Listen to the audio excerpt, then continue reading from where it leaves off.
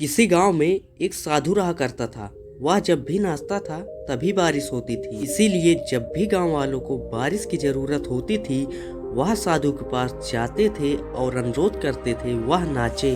और वे जब भी नाचते थे बारिश जरूर होती थी। कुछ दिनों बाद शहर से 4 लड़के गांव में घूमने आए। जब उन्हें पता चला कि किसी के नाचने से बारिश होती है तो उन्हें यकीन नहीं हुआ। शहरी लड़के पढ़ाई लिखाई के घमंड में गांव वालों को चुनौती दे दिया कि हम भी नाचेंगे तो बारिश होगी, और अगर हमारे नाचने से बारिश नहीं हुई तो साधु के भी नाचने से बारिश नहीं होगी।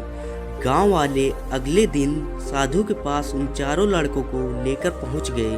गांव वालों ने सारी बात साधु को बताई और फिर उन लड़कों ने नाचना शुरू किया। जब पहले लड़के ने नाचना शुरू किया तो आधा घंटा बीत गया और वो थक के बैठ गया, पर बादल नहीं दिखे। कुछ देर बाद दूसरे लड़के ने नाचना शुरू किया, पर वो भी 1 घंटा बाद थक के बैठ गया। बाकी दोनों लड़कों ने ऐसा ही किया, पर बारिश नहीं हुई। अब साधु की बारी थी। साधु ने नाचना शुरू किया। 1 घंटा बीत गया, पर बारिश नहीं हुई। 2 घंटे बीत गए, पर बारिश नहीं हुई।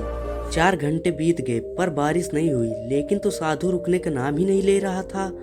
धीरे धीरे शाम हो गई और फिर बादलों की गड़गड़ाहट सुनाई दी और कुछ देर बाद बहुत जोरों से बारिश होने लगी। यह देखकर चारों लड़के तंग रह गए और तुरंत साधु से क्षमा मांगी और पूछा, भला बाबा ऐसा कैसे?